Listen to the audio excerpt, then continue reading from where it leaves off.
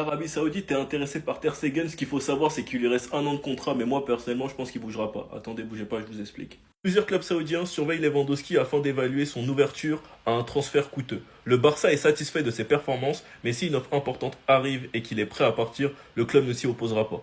En vrai, les gars, c'est logique, il lui reste un an de contrat, c'est l'un des plus gros salaires du club. Mais connaissant Robert et le compétiteur qu'il est, je pense qu'il tient vraiment à cette dernière saison, parce qu'il sent très bien qu'avec ce Barça, il peut continuer à gagner des trophées, et tout simplement soigner son palmarès encore plus. On sait tous très bien à quel point il est important dans le vestiaire, notamment pour Gavi. Vous connaissez le Barça, le FC Amigos, moi je pense vraiment que quand Lewandowski va se barrer, Gavi il va chialer. Parce qu'ils ont vraiment une relation père-fils. On va pas cracher sur ça les gars, mais il a formé le meilleur trio d'Europe, composé de Lamine Yamal, Rafinha et Lewandowski. C'est simplement l'attaque qui avait mis le plus de buts. En tout cas, les gars, peu importe qu'il reste ou qu'il part, dans tous les cas, je pense que cette saison, comme c'est sa dernière saison et au vu de son âge, il aura un rôle beaucoup moins important. Après, on sait jamais avec Robert, on sait tous comment c'est un compétiteur et qu'il va vouloir se battre pour sa place. Le choix final sera pris par Flick. Dans tous les cas, cette saison, il pourra être intéressant et important, car c'est notre joueur d'expérience, il pourra former Rashford. Reste à voir où Rashford s'imposera. En tout cas, il a dit qu'il préférait jouer à gauche. Mais on sait qu'à gauche, le titulaire, c'est Rafinha. Enfin bref, j'ai hâte de voir comment Flick va gérer tout ça. Sinon, vous les gars, vous en pensez quoi? Ramenez-nous sur l'important, on s'ennuie.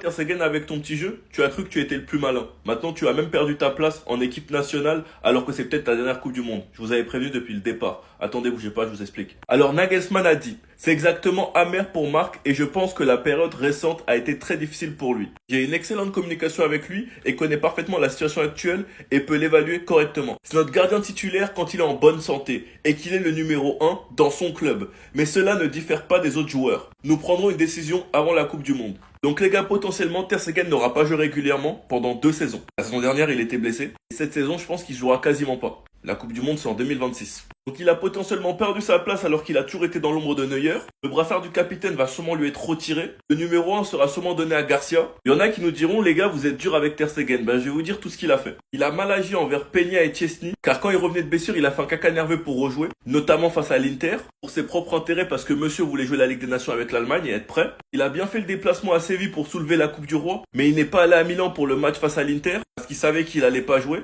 Alors que par exemple, Koundé, lui, il a bien voyagé en classe éco pour venir soutenir l'équipe. On parle du capitaine, les gars, au cas où, numéro 1. Le jour du sacre de la Liga, parce qu'il n'était pas titulaire, il a refusé de faire un discours qui était prévu. Et pour couronner le tout, notre capitaine indique qu'il va se faire opérer et précise même la durée d'indisponibilité qui est fausse et avant le club. Enfin bref, sinon vous les gars, vous en pensez quoi? Enfin nous sur cette importance on s'ennuie.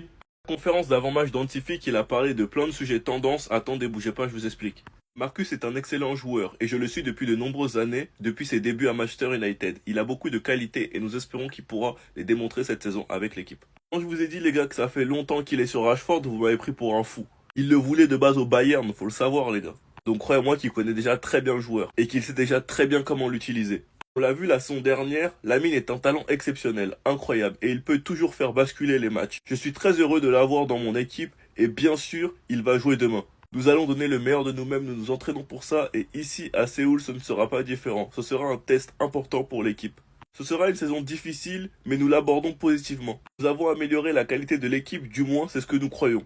Ce sera une longue saison. Nous voulons remporter des titres, comme la saison dernière, avec le même objectif. Nous essayerons de gagner chaque match, comme toujours. Dro, c'est un gros talent qui montre que le travail est fantastique à la Masia. Il a beaucoup de qualités balle au pied, mais il peut encore progresser. Nous avons des milieux de terrain de très haut niveau, ce n'est pas facile de jouer.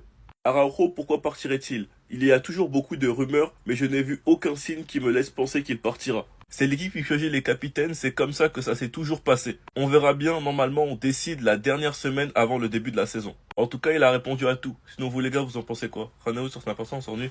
La version Mamba édition les gars est sortie ce matin à 9 h. C'est actuellement disponible sur la boutique officielle du club. Mais pour ceux qui ont l'habitude de commander sur Nike, c'est actuellement disponible sur Nike aussi. Personnellement, je viens tout juste de commander. Cette fois-ci, j'ai pas vu l'option retrait en magasin. Donc on va directement me livrer chez moi. Donc maintenant, je vous laisse deviner en commentaire qui est-ce que j'ai floqué. Si vous suivez bien mes vidéos, les gars, vous êtes censés savoir. Mais par contre, actuellement, les gars, sur Nike, il n'y a que le flocage Ligue 1. Il n'y a pas le flocage LDC. Accord avec la marque de Kobe Bryant jusqu'en 2027-2028. Et l'équipe présentera son maillot extérieur contre le FC Séoul jeudi. Parce qu'au cas où certains n'ont toujours pas fait le lien, c'est la marque de Kobe qui est un grand fan du Barça. Donc le Barça lui rend hommage en faisant cette collaboration jusqu'en 2027-2028. Il repose en paix. Et franchement les gars, dites-moi ce que vous en pensez. Moi je trouve que les maillots personnellement c'est des bangers. Après il y a aussi des baskets, cette veste. Et il y en a aussi une autre. Personnellement moi les gars, je vais pas être trop gourmand, je vais prendre que le maillot. Franchement les gars, j'ai qu'une hâte, c'est de le recevoir et de vous le présenter. Après là, j'ai pris le version supporter, donc j'aurai pas autant de détails. Ce maillot les gars sur Rashford, sur Rafinha, un soir de Ligue des Champions les gars, j'en rêve déjà. Sinon vous les gars, vous en pensez quoi? Raneux, certains personnes sont venus.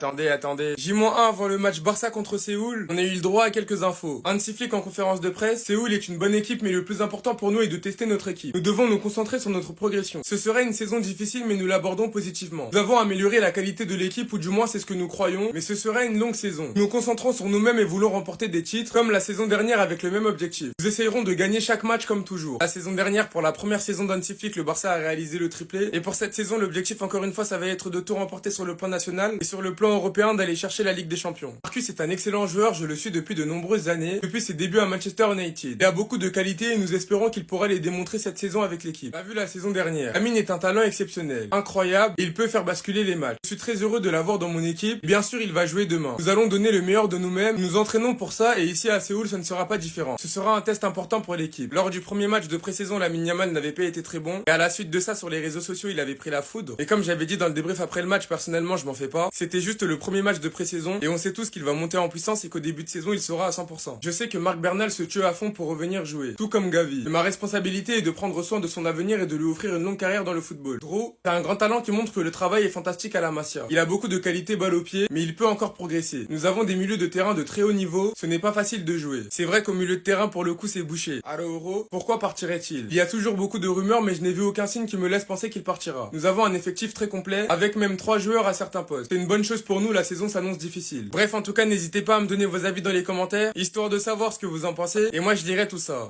Doué qui se trouve meilleur que Yamal, et on peut même pas faire crari que Yamal il le calcule pas. Parce que regardez cette vidéo les gars.